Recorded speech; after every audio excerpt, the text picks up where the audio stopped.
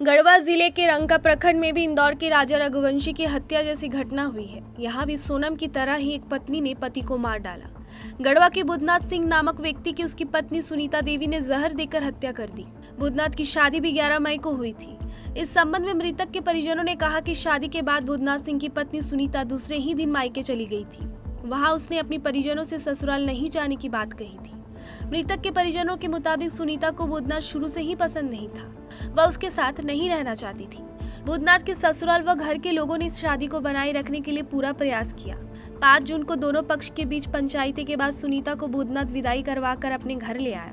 12 दिन तक सुनीता किसी तरह बुधनाथ के साथ उसके घर में रही। शनिवार को दोनों पति पत्नी छत्तीसगढ़ के रामानुजगंज में बाजार करने के लिए गए हुए थे।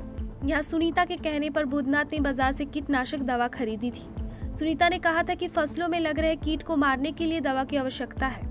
बुधनाथ को ये कहाँ पता था कि जो कीटनाशक वो खरीद रहा है उसी से उसकी हत्या कर दी जाएगी। फिर रात में सुनीता ने बुधनाथ को वही कीटनाशक देकर मार डाला। इस संबंध में मृतक की मां राजमती देवी ने रंका थाना में प्राथमिकी दर्ज करवाते हुए कहा कि उसके बेटे की हत्या उसकी बहू ने कर दी है। उसने कहा कि उसकी बहू कभी भी उसके बेटे के साथ रहना नहीं चाहती थी। समाज व परिवार के भय से वह ससुराल आ गई थी।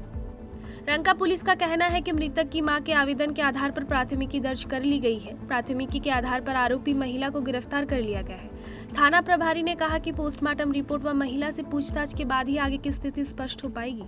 पुलिस को आशंका है कि इस मामले में भी त्रिकोणीय प्रेम का एंगल हो सकता है, इसीलिए सुनीता के मायके वाले से भी जानकारी ली जा रही है। सुनीता से भी पूछताछ शुरू हो गई है। अब सुनीता और उसके मायके वालों से पूछताछ के बाद ही पूरा मामला का खुलासा हो सकेगा।